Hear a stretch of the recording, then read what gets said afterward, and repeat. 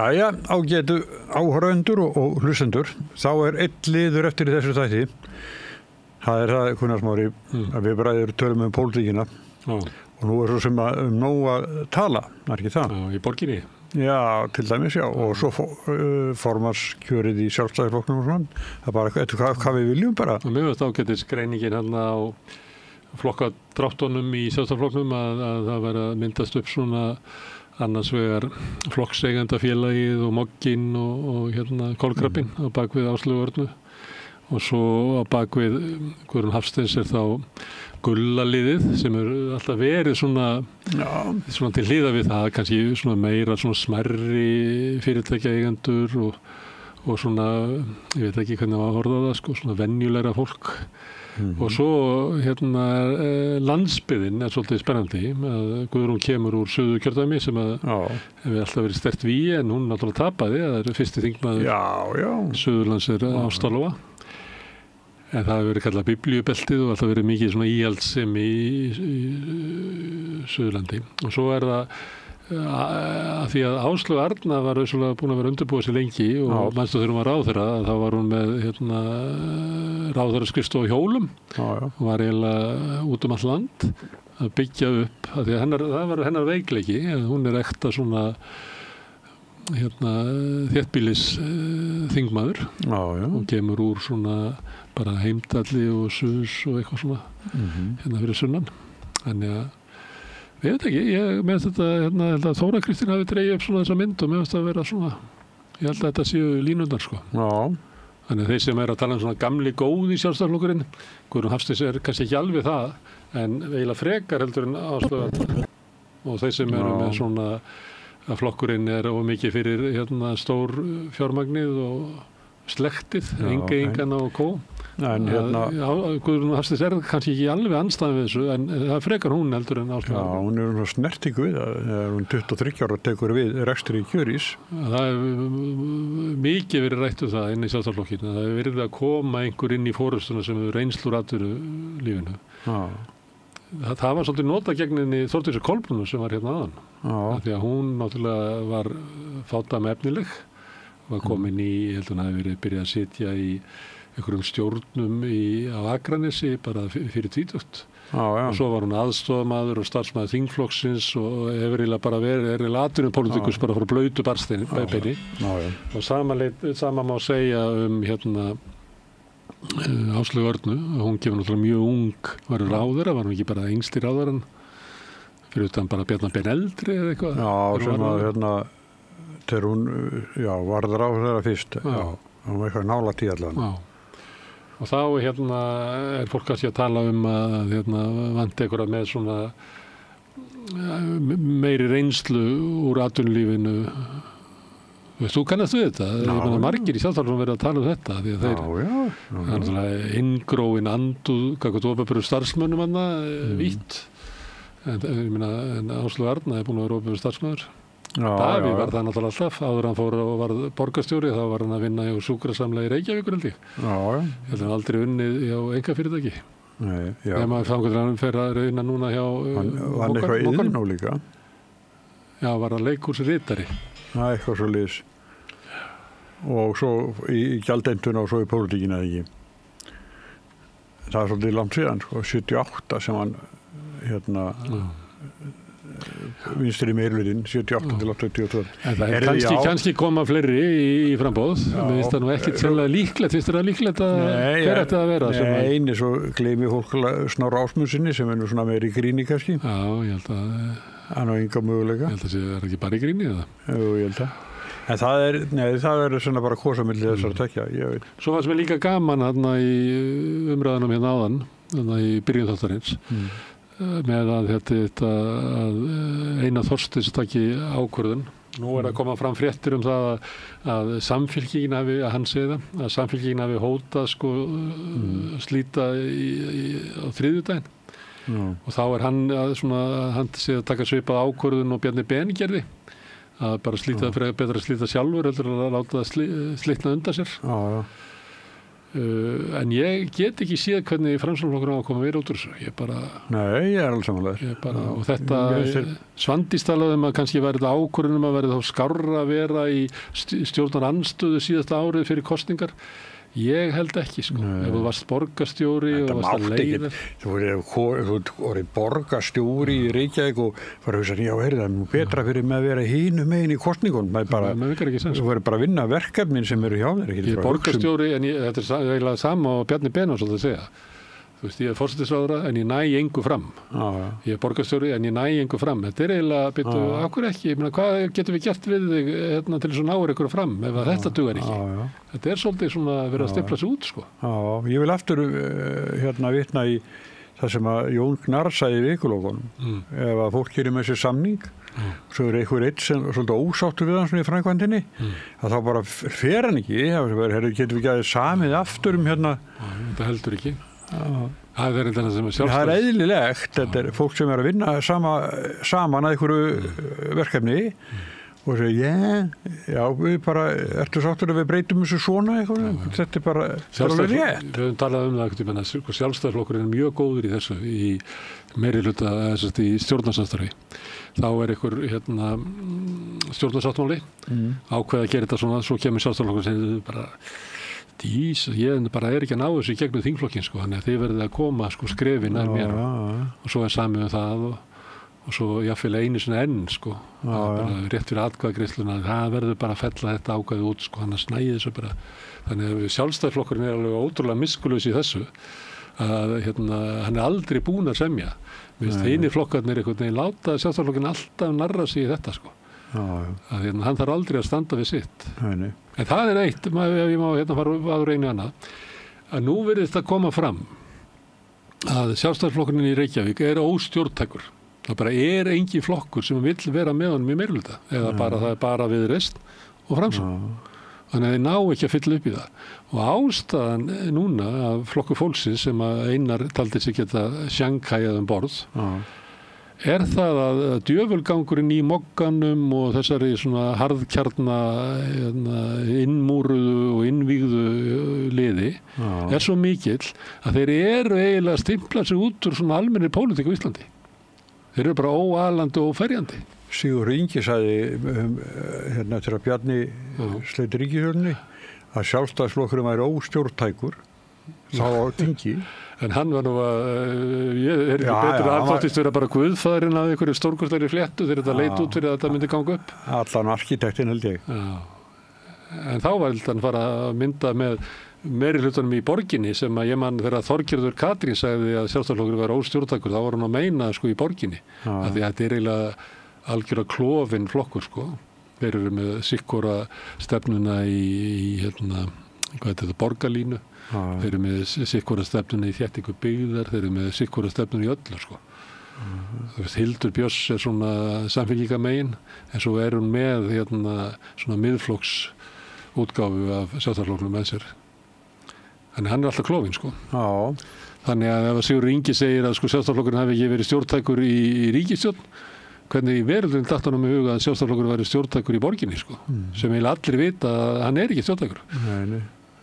Því þú þetta semja eiginlega, já, við ætlum að halda áfram borgarlínu en líka hættinni. Við ætlum að, það er bara, hann hefur ekki eina stefnu þessi flokkur, sko. Nei. En þau voru nærriði að fara í meirihluta. Núna? Ekki? Já, Inga Sæland. Helga Þórðardóttir, sem er systir Sigurjóns Þórðarsonar. Og þetta Sigurða líka sem er skemmtilegur maður.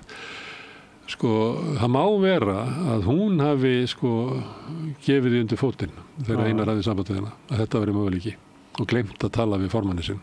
Það má vera. Það kom bara fyrst sveigja. En svo er það líka oft þegar fólk er svona að spurja, eins og Einar er í vandræðum, horfir á að meirihluti sé að renna undan sér. Hann bara mælist ekki inn í borgarstjórn eftir að hafa náðinn 4 mönnum síðast. Hann er borgarstjóri og er bara óvinsalegsti mælist ekki vinsældir, sko. Og samt hefur alltaf verið talið svona í pólitík að þetta verið embætti til þess að byggja persónulega vinsældir. Ég held að sé ekki alveg þannig, ekki jaft mikið í dag og það var áður og tengis bara hvernig borginni stýrt, listin breytt í borginni. Áður var það þannig að borgarstjóri var æðsti embættismaðurinn, þannig hann átti fundi þar sem að sátu sko yfirmenn allra sviðana, en það ekki lengur þannig, yfirmenn sviðana heyra undir ráðið. Og það eiginlega, hann hefur ekki sömu svona tökin á því reka borgina og Davíð hafði og hérna Geir og allir þeir Birgir Ísleifur og þannig að þetta ekki alveg það sama og það var. Nei. En honum ekki tekist þetta. Þannig hann í vandræðum og svo heyrir hann hérna og honum heyrist Helga taka vel í þetta. En það ekki þar með sagt að Helga hafi tekið vel í það sko. Þú veist, eitt hvað Helga hafi sagt og annað hvað Einar heyrði sko. En hvað finnst þér það sem að Össur Skarphéðinsson var að það verði kannski til þess að Stefán Einar Stefánsson hann svolítið rakið til hans skrifin öll flokkfólksins að hann hafi... Við vorum nú með hana Andríu Sigurðardóttir sem hafi skrifað þessar fréttir sko. Styrkina sko. Já, en hún hérna að þau séu svona með þessu að grafa bara undan Sjálfstæðisflokknum, hann verið þá bara lengi utangars. Ég hérna, að því að hann svona aðal númerið í hérna, podcasti sem heitir Þjóðmál sem fær mikla hlustun og ég hef alltaf hérna svona dundað mig við það að segja að þegar Þjóðmál byrjaði að þá mældist hérna Sjálfstæðisflokkurinn með 28,4% fylgi.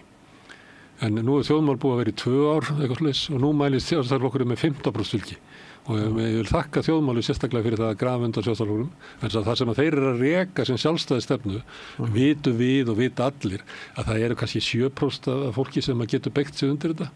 Ég meina Stefán Einar að fagna þjóðarmorði á Gaza og þetta er bara svo way off sko. Og allar hugmyndir að bara allir opinberir starfsmenn séu bara aumingjar og með þetta ég held þetta sé hérna og þú veist með Davíð sem að fekk 13,7% í forsetakosningunum. Maður oft sagt að þú veist þessi hluti Sjálfstæðisflokksins, hann hefur ekkert meira fylgið þetta. Nei. Og núna náttúrulega margir af þeim dánir, það langt síðan að þetta hafi buðið sig fram, en þetta kannski komið, hvað fóru þeir lagst í könnunum? Var ekki undir 12%? Það líklega þetta harðkjarna fylgi sem að Stefán Einar, Davíð Oddsson og félagar telja sig vera að vega. Og hlusta á. Það er sambandi við. Já, það er líka það sem fyndið við Þjóðmál. Þeir eru alltaf að tala við sjálfa sig, sko. Við vorum hérna með fólk frá Viðreisn og Sjálfstæðisflokknum og alls konar. En ég næ ekki, þú veist. Og morgun kemur Þorsteinn Pálsson. Já, hvernig ætlar þau að vera sko, stjórnmálaskýrandi ef þú heyrir bara alltaf í viðleiðendu þínum? Þannig til endanum þá verður þau bara hlægilegur. Þannig að ég held að það sé... Ég fagna þessu sko og mér finnst það líka svo ákafin í þeim að því að það er svona einhver kjarni í kringum þetta. Líka svona yngri menn sem að einhvern veginn er á móti bara kvennareyfingunni og móti þú veist svona leiðist bara nútíminn og vill bara hverfa aftur til 1950 eða eitthvað. Svo bara brillantinn í hárið og eitthvað svoleiðis og keyra á amerísku bílum. En hérna, mér finnst það svolítið hérna áhugavert hvað þessi svona umræðan í hægrinu þrengist ótrúlega ört eitthvað svona ótrúlega svona ekstrím eins og Elon Musk er svona dæmið hann talar svona vegna þess að hann fær hérna klapp eitthvað staðar og allt í einu er hann bara að byrja að tala að Hitler hafi nú ekki verið svo slæmur og bjóti góða bíla og sala á Tesla hefur bara runið í Evrópu. Það er bara, þú vilja keyra á einhverju nærsendabíl? Nei, en blessa fólki sem á Teslur, það var ekki að taka pólitíska afstöðu þegar að keypti Tesluna sínar. Ég spurði einn svona daginn sem að fyrsta skipti sem ég sá Teslu, hann hafði keypt hana sko. Ég spurði hvað það gera við Tesluna þína? Hann sagði hann, ég meina, fáfram segja, en þeir sem eiga Volkswagen, Volkswagen, já, ég meina, mér er það Hitler bjóti nafnið á Volkswagen, ég meina, en hann er ekki að reka þetta ennþá, sko, Hitler. Það er alltaf að keyra á Volkswagen. Já, hann er dáinn. Hann er dáinn. Svo er sagt. Já. Það er að menn eru, þú þekkir það nú að, sérstaklega á við kalla, að þeir eru alltaf besta bíl í heimi. Já, maður voða sjaldan þannig. Svo hittir eitthvað sem, nei, hann er ekki sérstakur bílið minn. Það voða sjaldan, sko. Það er allir með ánæði með bílið sin. Ég var bara í síðustu viku og spurður Opelið minn, hvernig bílið, hann er bara lággetur. Skitsemo. Nei, þú sitt í honum, þetta er bara lággetur bíl. Skitsemo. Já, ég sagði ekki verið besti bíl í heimi, en fjarrið ég veða það, sko. En svo er þetta með Einar og stöðu Framsóknarflokksins sem að ég held að þetta er ekki að spilast vel út. Og Framsóknarflokkur bara mátt ekki við því. Ég meina, þeir voru með borgarstjóran og á hverju er verið að, þú veist, að hvað fenguð út úr þessu? Hljótu lítið fólk að spyrja og það lítið fólk inn í Framsókn að spyrja, þú veist, er í lagi með forystun okkar, sko, ef að Sigurður Ingi segist að verið guðfæðurinn að þessu, þá er þetta ekki alveg í lagi, sko. Ég segi, Smári, flokkurinn er með 5 þingmenn eftir, 5 þingmenn, aldrei verið minna og formaðurinn sem 100 ára sögu. Já, og formaðurinn sem skólaðist inn á þing í bara, veist, happa glapp aðferð, bara alveg, það var búið að telja alltaf, það var bara, eitthvað reikningur eftir. Hann var mættur í svona umræðu forystumannanna sem að væri ekki þingmaður, en að frétti það sem að satt hann. Já, svo klöppuðu þær honum ykkur og þær hann sem að, við getum nú brosa núna hú dinni. Skiljalega er hann í áfalli. Já, og svo, býtu, þetta ofboðslega sterka hérna er ekki bara best eitthvað Framsókn. Það flytti flokknum aldeilis áfram í alþingiskosningunum og hinar voru árið seinna, sveitarstjórnarkosningarnar, og þetta náði þangað líka. Þannig að þeir fóru á þessu slagorði sko í ótrúlega stöðu í landsmálunum og í borginni. Og svo er að klúðra þessu núna. Þá var Ásmundur Einar vinsæll. Hann var það ekki undir lokin, sko.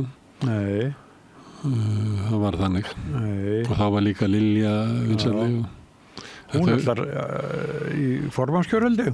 Ég var nú eiginlega að við vorum að tala þetta og þá var ég að reyna að skjóta því að hún var kannski að horfa fram á að það geti opnast leið fyrir hann að leiða listan í sveitarstjórnarkosningunum í Reykjavík. Í borgarstjórnarkosningunum í maí á næsta ári. Mér finnst það ekkit, ég meina ef hún vill vera formaður og segjum hún nái því að þrýsta í gegn að verði, þá verður hún að vera eitthvað staðar. En svo getur hún líka veðið á það að þessi ríkisstjórn muni ekkit, eins og ég og Svandís voru að reyna að tala að það væri innan megin í ríkisstjórninni sem að er þessi ofur samningur sem að Viðreisn fékk, sem getur bara ekki haldið til lengri tíma. Nei, það stundum er að þannig, þú gerir eitthvað svona samning sem er bara, ef það er of gott til að vera satt, þá er það líklega of gott til að vera satt, sko. Þannig að ef þú gerir svona nýtir stöðuðina, þannig að þú eiginlega svínar á þeir sem þú semja við, þá heldur það ekki til lengdar, sko. Nei. Það er mín spá, sko. Já. En svo getur vel verið að þau bara semja upp á nýtt og Viðreisn horfið fram á þessi bara breytt staða og hinn kostur sé að mynda ríkisstjórn með miðflokknum og sjálfstæðisflokknum og það sé bara sjálfsmorð, sko. Já, aldrei. Nei, ég held að sé frekar hérna, þetta kemur nú ljós, það er svo sem, sko, þau voru greinilega með bestu samningatæknina. Þau eina sem höfðu stöðu af því að samfélkingin hefði bara þennan valkost og raunverulega flokkur flokksins líka.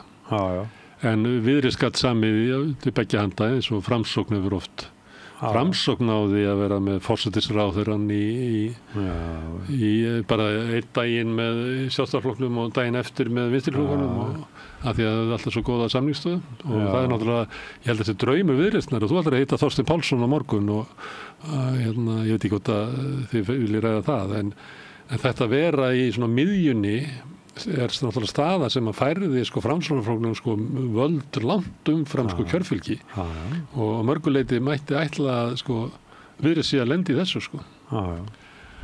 Já, taki þessa stöðu. Já, og þá er það eitt sem að skýri kannski af hverju Viðreisn Einar sprengir meiri hlutan, allir voða hissa en allt í einu Lóa bara mætt daginn eftir í meiri hluta við mannin sem að sprengdi sem ekki alveg svona, passar ekki alveg.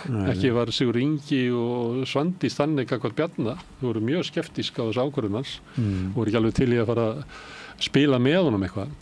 Það nefnilega flokkandi sem í miðjunni að til þess að geta haldið þessari stöðu þá þarftu helst að ef þú semur til vinstri í landsmálunum þá semur til hægri í sveitarstjórn og svona þannig að þú þarft alltaf að hafa hurðirnar raunverulega opnar Ég veit ekki hvort að spila eitthvað En það smá líf í vinstri grænum, sagði Svandís, hérna svona nú spjallið svona utan daskrar en að draga saman erum við alltaf stórt húsnæði og fleira og þeir eru núna framundan eru sveitarstjórnarkosningar og síðustu sveitarstjórnarkosningar voru ekki góða fyrir þeir og þótt að hafi reynt að spinna upp af því að þeir náðu held ég einhverjum ávinningi í Skagafirði og man ekki hvort það var Múlaþing eða Fjarðarbyggð eða eitthvað þeir eru með þeir eru með einn bæjarfulltrúa í Reykjavík einn á Akureyri og svo eru þau með í Fjarðarbyggð, Múlaþing Skagafirði, Borgarbyggð held ég einn og svona út á landi en þeir staðan þeirra á höfuðborgarsvæðinu miðað við þú veist sögulega VG ætti að vera mjög sterkur á höfuðborgarsvæðinu þetta eru svona náttúruvernda sinnar þetta eru feministar og þetta eru svona gamlir sósíalistar þeir eru bara ætti að vera sko með sterkustu stöðuna þeir eru bara týndin einhvers þar og þeir hafa verið með bæjarfulltrúa í Mosfellsbæ, í Hafnarfirði man ekki hvort þeir hafi náð inn í Kópavogi en þeir voru með svona þú veist puttan inni núna eru þeir bara hvergi og að fara í erfiða kosningabaráttu þannig að og saman með Píratarnir buðu fram held ég á 6-7 stöðum síðast náðu bara inn á 2 náðu 3 inn í Reykjavík í nýri skoðanakönnun mældist þeir bara með 1 inni og svo eru þeir með 1 í Kópavogi en þeir reyndu við Ísafjörð og Reykjanesbæ held ég og Hafnarfjörð og Kópavog Kópavog fóru inn í Kópavog þeir voru ekki held ég í Mosó og þeir voru að reyndu við Akureyri og reyndu víðar sko þannig að spurning hvaða afl hafa Píratar til þess að þannig ég held að það sé komið tími til þess að svona því að það er oft verið bent á það að hvað eru margir kjósendur sem ekki eiga fulltrúa á Alþingi og tekur saman sko sósíalistana VG og Pírata og í könnunum á þinginu þá eru sósíalistarnir með svona helmingin af því fylgi sem þessi flokkar eru með núna í Reykjavíkurborg eru með meir en helmingin þannig að mér finnst sko þú getur að horta á flokka svo getur að horta á kjósendunar og segir, verðum við ekki að þjónusta þess að kjósendur eitthvað betur heldur en að, þú veist ég reyndi svona þess yfir þetta og sá að til þess ef að við tekjum saman fylgi VG og Pírata í Hafnarfirði síðast og þá hefðu við náð inn manni og ég lék mér að því að taka Reykjavíkurborg með þessa könnun sem var núna frá Gallup að þá eru sósíalistarnir með 2 og VG með 1 og Píratar með 1 en ef þú myndir einhvern veginn ef þetta væri 1 kjósendahópur þá væri 5 fulltrúar og bara mjög sterk staðinn og inn í borgarstjórn. Er þetta ekki framtíðin? Ég veit það ekki. Þetta er náttúrulega bara Nei, hljóta margir að hugsa þessu er réttast að gera þetta þannig. Og ég held að þess í borginni eins og við sjáum núna með þennan leik Einars að þá er valkosturinn á móti einhverju svona samstöðu miðju og vinstri er bara stíf hægristjórn og það verður líka þannig í næstu þingkosningum og það verður, ég meina við erum með svoleiðis stjórn í Kópavogi og Hafnarfirði og ég held að þeir sem eru svona vinstra megin við samfylkinguna þetta ætti að fara að hugsa þú veist hvernig við verum að hafa einhver áhrif á þessu stjórn þessu sveitarfélag því það er ekki þannig að séu 60% Kópavogsbúa bara á línu þessa últra hægri bæjarstjóra bara langt í frá það er bara hellinga fólki sem vill bara uppbyggingu samfélagsins og þannig það var að skoða það og líka vegna þess að ég held að samfylkingin sé svona með stórvelda hugmyndir og eftir Reykjavíkurlistan þá voru búinir til sko alls konar listar út allt og það er svona leifar af þeim hér og þar Ísafjarðarlistinn, Garðabæjarlistinn og fleiri ég held að séu sko næstu 10 svona listar ég held að það sé viljinn í samfylkingin að draga þessu út úr þessu öllu og mæta núna í þessu svona miklu uppstreymi að nú er málið að vera bara með sterkan lista samfylkingarinnar í öllum þessum stöðum. Þannig þá Píratarnir og VG hafa oft verið með í þessu blandi. Þannig að nú þurfa þeir sem eru vinstramegin við Samfylkinguna, hvað ætlum við að gera í sveitarstjórnunum þegar Samfylkingin ætla bara að taka Garðabæjarlistan eins og þeir reynda að taka Reykjavíkurlistan og tókst það sem leyti, það fór yfir í Samfylkinguna, þess vegna VG er svona veikt í borginni umfram það sem í þingkosningum, voruð áður. Þannig að mér finnst degla á þessu sviði stjórnmálana við veitum bara fara að heyra það í fólki og spjalla mynda. Staðan eiginlega þannig að það þarf að gerast. Já. En í öllu þessu með Reykjavíkurlistan, hvað segir þetta Dag B. Eggertsson? Hann er búinn að halda þessu gangandi og það er 18 dagar frá því hann fór yfir í þinghúsið. Það sló með Katrínu Jakobsdóttur. Þú veist að þegar Katrín hætti, hvað leiðir langur tíma að stjórnin sprakk? Já. En Dagur malaði það með þetta. Já, þetta 18 dagar, hann er búinn að halda svo öllu góðu En hins vegar, segjum þetta væri, að því að við unnum á ritstjórnum og svona. Þú ert góður ritstjóri, ef að ritstjórnin þín heldur áfram góðu flugi eftir að þú ert farinn. Ef þetta þannig, þetta svo veikt haldið saman að þú ert bara einn að haldið svo öllu saman, hann leið og þú ferð, þá verður þetta bara eitthvað rugl. Það er ekki góður ritstjóri. Og ég myndi segja að þú veist, ef þetta var þannig, hann væri bara hlaupandi með eitthvað undir alla leka og eitthvað svona, að þá var þetta ekki almennilega vel uppbyggt hjá honum. Við getum sagt það sama með þjálfara, hvað leiður langur tími þá frá því að Alex Ferguson hætti þá til að Manchester United lendi í kúk. Verið kúk, já. Þannig það er kannski ekki